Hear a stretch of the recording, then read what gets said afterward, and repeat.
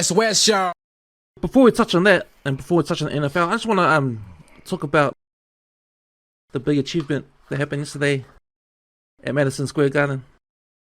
Hey. Man, Steph Curry getting the all-time 3-point record. So again, we talked about that last podcast, how we thought that he'll get this record on the Pacers, but it didn't happen. He had two more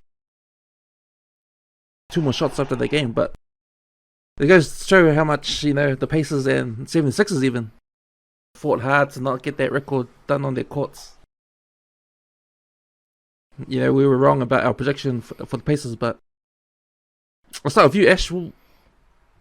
What do you make of that achievement by number 30? Oh, look, it's great. I mean, but at the end of the day, it's like you just wait for that one shot, and then that shot drops, and you're like, oh, yeah, okay. Because you knew it was coming. Like, it was going to happen sooner or later. Like, we knew probably, 2 years ago he was going to do this shit, as long as he stayed healthy. And instead of him sort of flattening out, he just ramped it up, and he's just shooting ridiculous, man. It's crack up. Like, I was watching the Laker game earlier, and, in the little in-between the timeouts and whatnot, and it shows all the yahoos. Now, in between the timeouts, when you don't, if you're the away team and you watch use the home feed, like the home, like the Laker commentators for me, you don't see what's going on inside the stadium in between the timeouts on the league pass.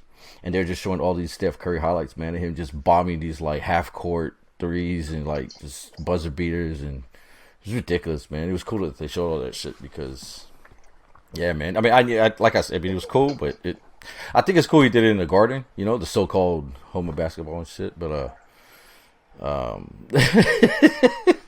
yeah, look, I'm not overly excited just because I knew it was coming, man. You know what I mean? Like, we knew he was the greatest shooter, Doug. It's just tick.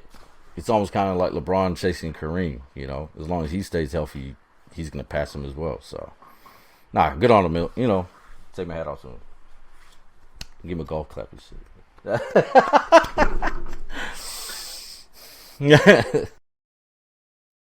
How about you, Lando? What was your thoughts?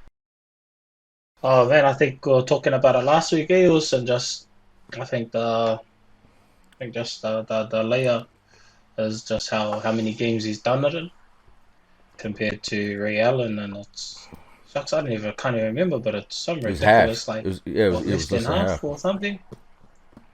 Yeah, it's but it just shows you, and I think Cam and I are just off screen, Cam, we talk about systems and timing. And just when Steph Curry came in and started blowing up, just that's how the league sort of shifted the rules to cater for outside shooting. And, when things align and you're a player that can step into that alignment, bro, you just blow up, man. You look at the Jordans of Michael Jordan, he's the same. You look at Tom Brady, what he's doing in the NFL, Tom Brady, Aaron Rodgers. I don't know about Big Ben, but I think Big Ben's had too many injuries, to be honest. But you look at Aaron Rodgers, even Drew Brees, bro, you see all these quarterbacks going late into their lives, 40 plus, and still able to play at a high level, still get paid anywhere between 15 to 20 mil a year, and still throw up 3,000 yards and 30 touchdowns. It's sick. So the parallel, if you can get the timing right and you can fit into that alignment with what the league's up to, I reckon you become one of those transcendent players, bro, and that's what Steph Curry is. He's got a whole generation that want to shoot trays from flipping all over the court, and not around the circle, not around the outside, flipping all over the half, that attacking half, bro. It's just blows your mind, bro. It's sort of watching Jonathan Thurston do his conversions, and he flipping hooks it from the sideline. That's probably the next one is who can get a tray from the corner of the halfway, you know what I mean, in the outline. I don't know, those might start becoming rigged, and you're just this is ridiculous now. But anyway, yeah. So now big ups, to Steph Curry and what he's about, bro, and how he's managed to fit in to what the league's up to, and just inspire more players, bro. All those little 6'1", 2, 3 cats, Give him a chance. Get them hooked. Give him a chance. Yeah, I actually Yeah, I actually missed the game. It's funny because the day before I actually had the game on, the Pacers game on, and I just headed to the side there and I was waiting for him to break the record, but I never did. But I forgot about the game the next day and I missed the whole thing. But when I got home, I watched the replay on YouTube, not the whole full replay, but the replay of the when he made the record. And then it's funny because there's another video on YouTube about when Ray Allen he made the record when he beat Reggie Miller's number, and there's a shot of that game when he played against your Lakers, Ash, when he made the shot, and they didn't call a timeout straight away. Nah, I think they called a timeout a couple of minutes after he made the shot because it was a foul, and then that's when they sort of did the celebration sort of thing, and the crowd was clapping, and it was good to see Kobe Bryant there, and he gave Ray Allen a little. when he gave him daps. He gave him a little tap, and it was a good thing to see. And Reggie was there. He was commentating, and Ray Allen jogged up to where Reggie was and gave him a hug, passed the torch, sort of thing. And that was exactly 10 years ago. That's buzzy. But it's funny because it's buzzy. But it's funny because there's no video of when Reggie got the record. So I think after Ray Allen, I kind of thought, it was a real big deal. And then when Steph got it yesterday, it was an even bigger deal. So, they called timeout straight away. Had a bit of a celebration. So it was good to see, the whole crowd at MSG celebrating it too. No, that was cool. Yeah. And, you see Steph. It was cool. You see Steph go and jog over to where Ray Allen was and give him a hug. Same sort of thing. So, yeah, man, I think, I don't think it'll be a long time until someone else beats Steph's record because I think he's going to go up to, 4,000 frees, maybe 3,000 frees. It's one of those records. He's only, how old is he? He's 33, man.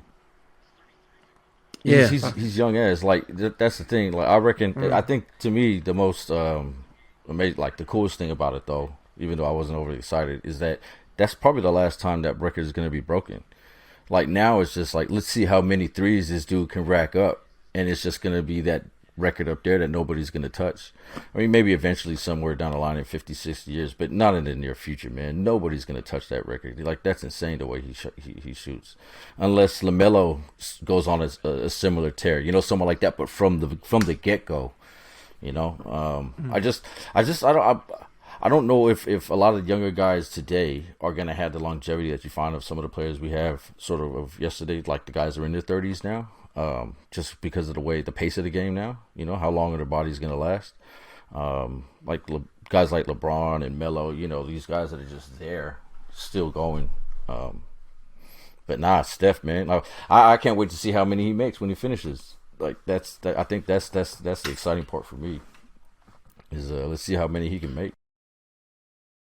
Absolutely, and I don't know if you guys saw that little interview before I think it was pre-game when they had Reggie Miller and Ray Allen have a chat about what was about to happen, and put this in context. Like, so Reggie Miller mentioned something like back in the early '80s, late '90s, or early '90s, late '80s, the average 3-point attempts back then for every team across the NBA was 5.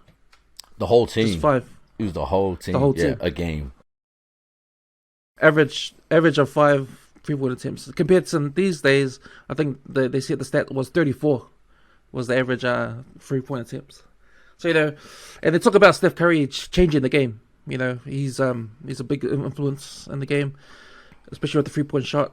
And he's the guy that that changed the game in terms of more threes being taken, and it's kind of like how back, if you think about Michael Jordan back in the days, he's the guy that really exploded the NBA around the world.